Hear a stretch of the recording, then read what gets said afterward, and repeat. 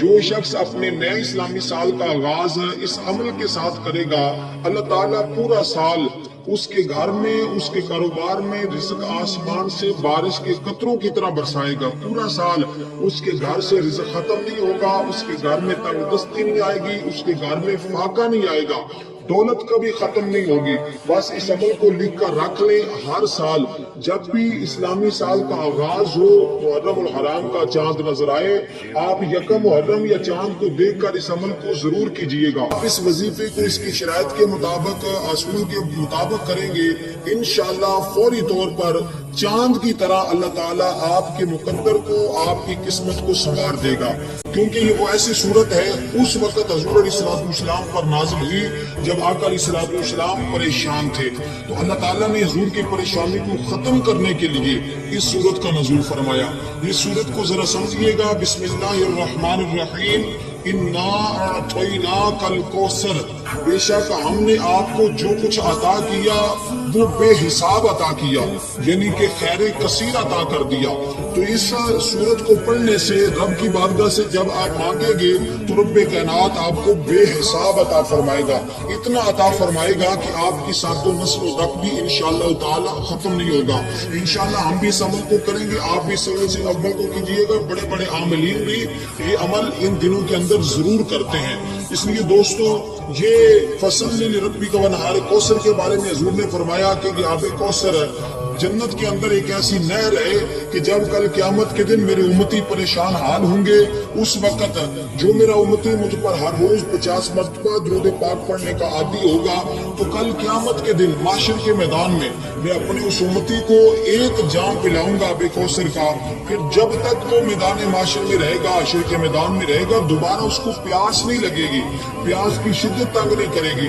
اس لیے کوشش کیا کریں ہر روز 50 مرتبہ حضور علیہ السلام کی ذات اطہار پر ضرور درود پاک پڑھا کریں۔ اور پھر آقا علیہ السلام نے بیان فرمایا، حضرت انس بن مالک رضی اللہ تعالیٰ عنہ بیان فرماتے ہیں، اور یہ حضرت انس بن مالک وہ صحابی ہیں جنہوں نے 10 سال تک حضور کی خدمت کی، حضور کی نوکری کی، حضور کے گھر کے برتن دھوتے رہے۔ آپ فرماتے ہیں اگر کبھی کبھار مجھ سے کوئی برتن ٹوٹ جاتا تو آقا علیہ السلام مجھے جھڑکی نہیں دیتے تھے، اور ازواج مطہرات اگر کبھی کبھار مجھے کچھ کہنے لگتی تو حضور فرماتے، اے عائشہ اس کو انس کو کچھ نہ کہیں، یہ جو برتن ٹوٹا ہے اس برتن کی عمر ہی اتنی تھی۔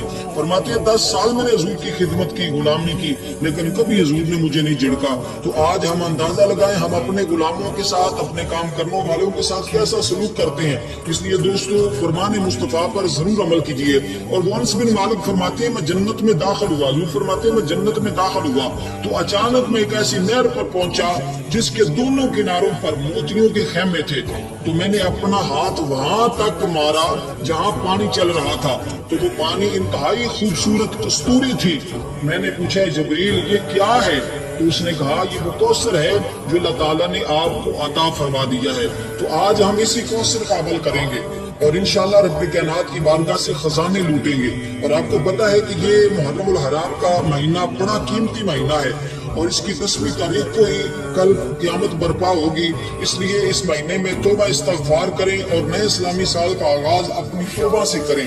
جب آپ اپنے گناہوں سے توبہ کر لیں گے انشاءاللہ اللہ کی بارگاہ بھی مقبول ہو جائیں گے۔ تو بندہ جب اللہ کی بارگاہ میں توبہ کرتا ہے تو اللہ تعالیٰ اس کی توبہ کو قبول فرما لیتا ہے۔ توبہ پھر اس انداز سے کریں کہ دوبارہ کسی گناہ کا تصور نہ ہو۔ آج رب کے ساتھ یہ وعدہ کریں کہ باری تعالیٰ اس عمل کی برکت سے اس مہینے جو نیا سال آغاز ہو رہا ہے، میں اس سال کا آغاز توبہ استغفار سے کرتا ہوں۔ جو پچھلے سال مجھ سے کمی کوتاہی ہوگی، جو مجھ سے غفلت ہوگی، جو مجھ سے سستی ہوگی، باری تعالیٰ وہ مجھے معاف فرما دے۔ آئندہ میں کوشش کروں گا تو میری مدد فرما، میں نیک کاموں کی طرف رجوع کروں گا، برائی سے بچوں گا، باری تعالیٰ تو میری مدد فرما انشاءاللہ تعالیٰ۔